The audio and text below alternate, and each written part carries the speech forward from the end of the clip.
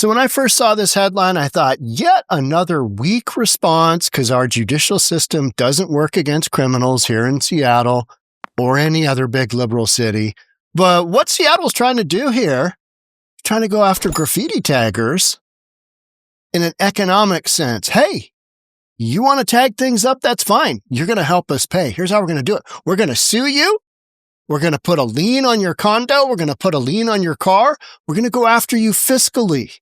Instead of criminally, they're going to go after them fiscally in a court of law. This might actually work. Let's talk about it. Here we go. Yeah, the city says they've already identified about the top 20 taggers who do most of the damage here. Some of them are already facing criminal charges, but now the city wants the option to sue those graffiti taggers and make them clean up their damage or pay for it.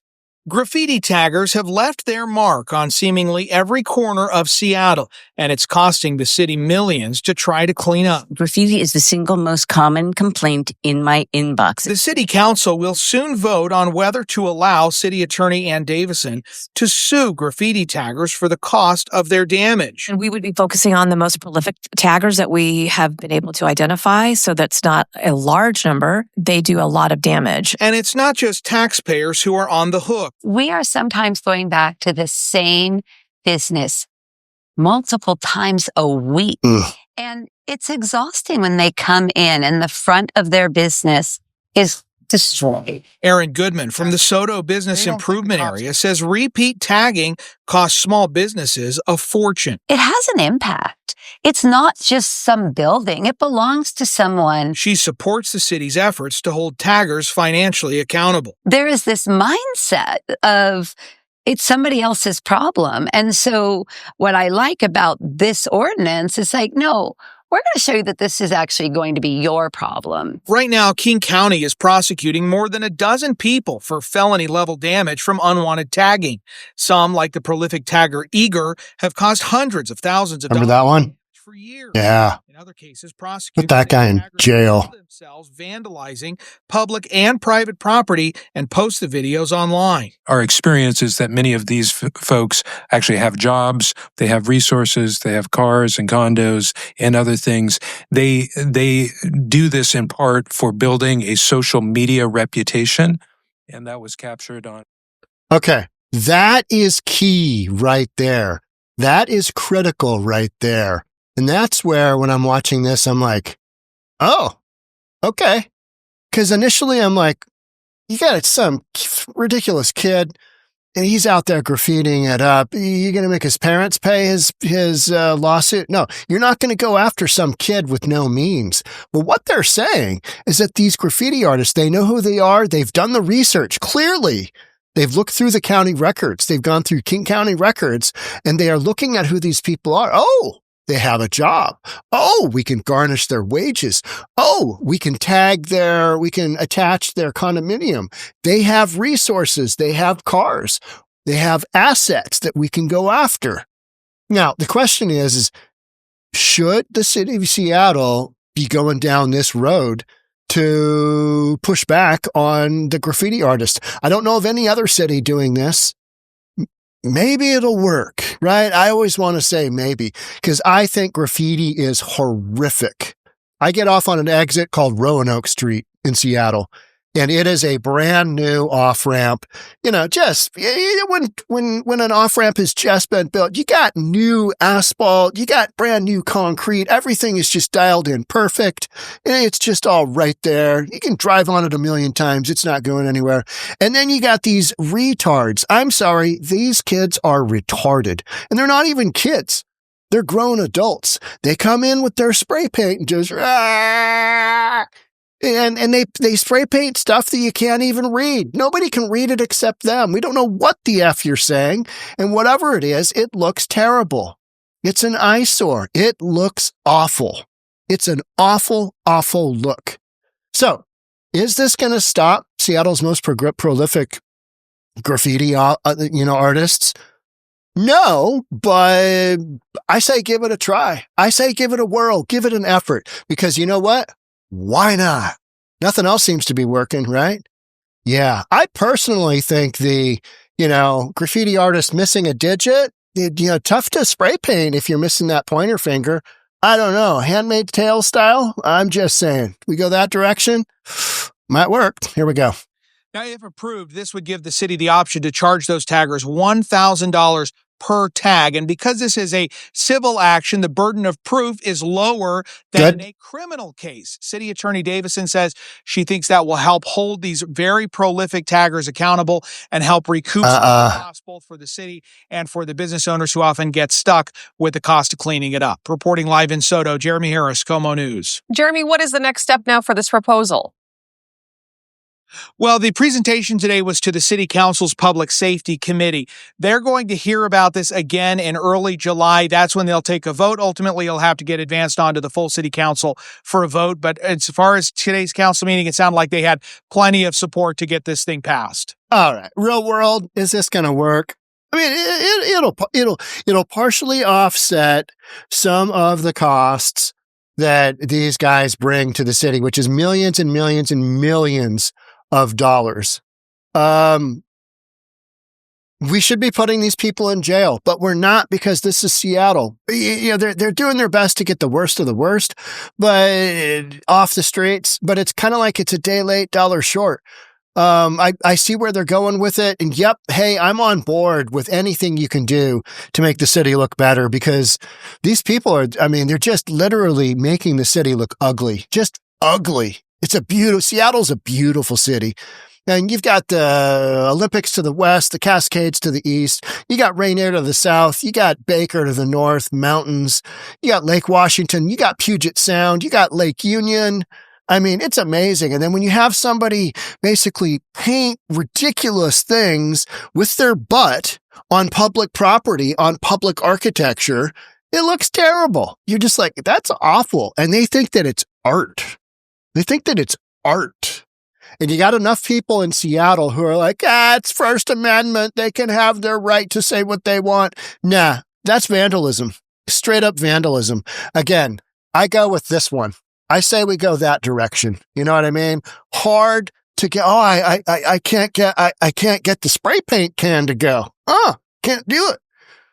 Today's legislation proposes a civil action to pay or clean up the damage these taggers caused, Davidson said. I am behind most everything that Anne Davidson has done in office, Seattle City Attorney. I haven't seen a harebrained idea from her. And the ones that she goes after, I'm like, okay, all right, let's give it a whirl. Let's see what we got going on.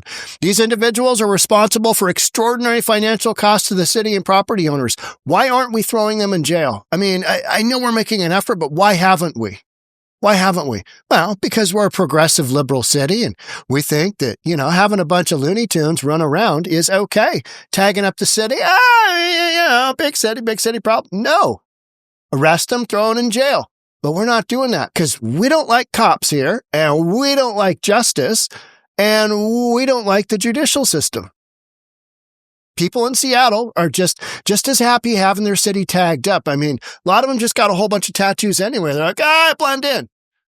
I got blue hair. I blend in. Davidson's proposal would enact a fine of $1,000 per graffiti violation. Okay, so what I was going to say is, how much, a good attorney's going to charge XYZ, let's call it $300 an hour. So are you literally going to go after these folks and just drop a huge, bomb on these people financially and just sue the F out of them? No. And how much in resources do we have to go through, Seattle City Attorney wise to try and get at these people? Is this the avenue to do it? No, but is it an avenue to do it? Yeah, let's give it a whirl. Let's see what happens. So our experience is many of these folks, here it is, have jobs, resources, cars, and condos. Now, why do they bring that up? Because they're all things they can tag, meaning they can get a judgment against. Okay, that's a lot of work to go after for all this stuff. For somebody, spray painting. Again, it's more difficult to do when you look like this, right? Yeah. But of course, I'm joking. I would never recommend taking somebody's finger off. They do this for social media reputation, Lindsay told the committee. A lot of this is for promotion online under their tagger names. I've talked about the Belltown Hellcat. right? Guy drives around with a really loud car and, smacks his mom around and, sexually abuses online his ex-girlfriends. Him? Remember that guy? Yeah, just a total loser. That kid's an absolute loser. He did the same thing. I'm going to drive my really loud car up and down the streets of Seattle at 3 o'clock in the morning and wake everybody up. And F those people. They should live in higher condos where the sound's not as bad. That's literally what he said. But these kids, I keep saying kids, some of these are like 40-year-olds out there. Oh, my tagging reputation in the tagging reputation online meter just went up. Oh, I got some good juice out of this last tag on, the overpass there. Last year, King County prosecutors filed felony charges against more than a dozen accused taggers who are linked to significant damage in Seattle. What kills me is we know who everybody is. We know who the criminals are. If we just took this group of criminals out, if we just took this group of taggers out, things would really mellow out. Why don't we just do that en masse? Well, racism. It would be considered racist to do that. Included in that group is 41-year-old Kyle Andrew McLoughlin of Tacoma. Let's see, when I was 41 years old, I had a 17-year-old who was a junior in high school about to graduate the next year. And instead, this loser is out there with spray paint, art, right? He's part of the MSP tagging crew that is responsible for unwanted graffiti across the region. Yeah, got to do something. According to charging documents, McLoughlin and other taggers produced a graffiti documentary called Make It Rain Seattle. Oh, I bet that was an award-winning piece of crap on YouTube, wherein they filmed themselves trespassing and tagging billboards. Your Honor, that is me there. I'm not sure what I'm doing on the billboard. I must have been disoriented. I was really unaware of my surroundings.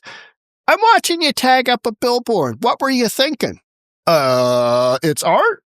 I mean, just the logic here is backwards. Throw these people in jail, fine the heck out of them, and again, not opposed to this.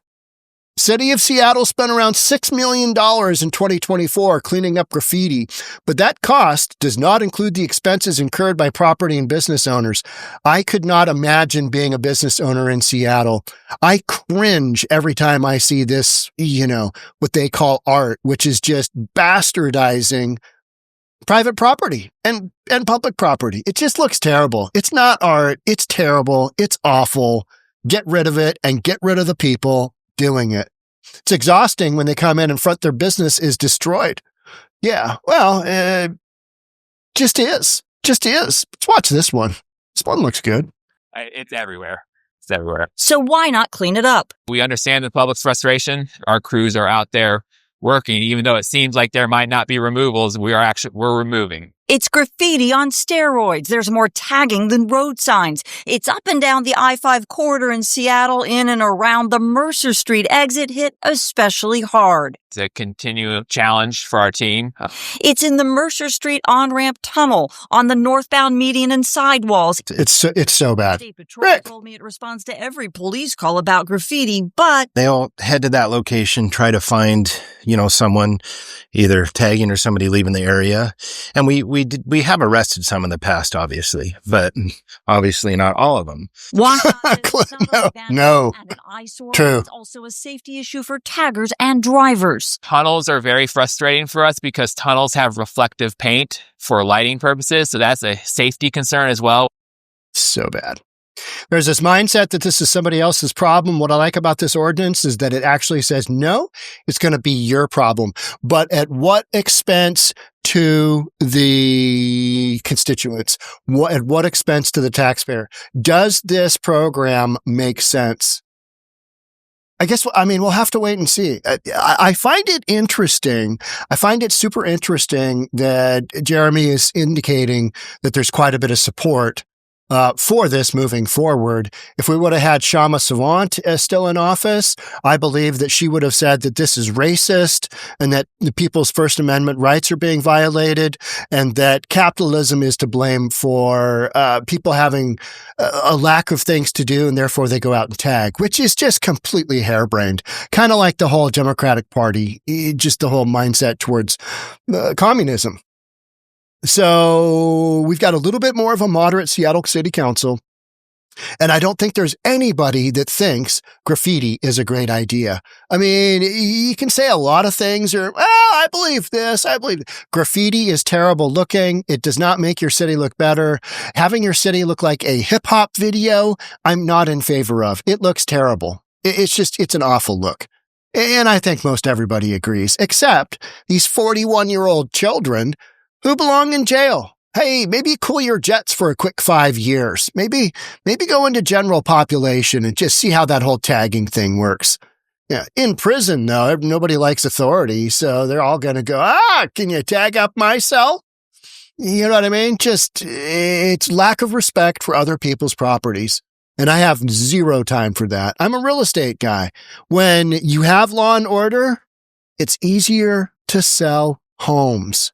You got a condo all tagged up in one section of town. You got another condo not tagged up, mile away, wildly different demographic market.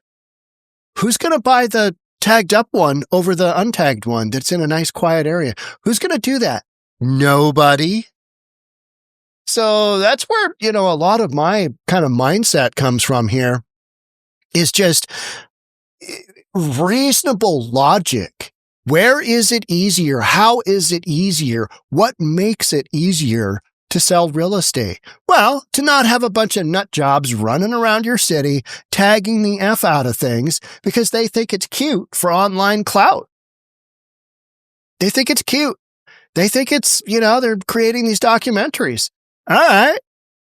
Let the Seattle City Attorney sue them. Take them down. Bankrupt them. Bankrupt them like Bob Ferguson bankrupted 𝗪𝗏𝗡𝗦𝗧𝗔𝗠𝗣𝗏. He's the guy that $30 tabs here in the state of Washington. Our current governor, who was Attorney General, bankrupted 𝗪𝗏𝗡𝗧𝗏 because he kept coming at the state with legit stuff that the constituents wanted. We'll see if this passes Seattle City Council approval. I bet it does. Where does this go? Who knows? I'll keep you posted. Thanks again for being here. I'd love to have you subscribe, do all that good stuff. I'll see you on the next one. Bye for now.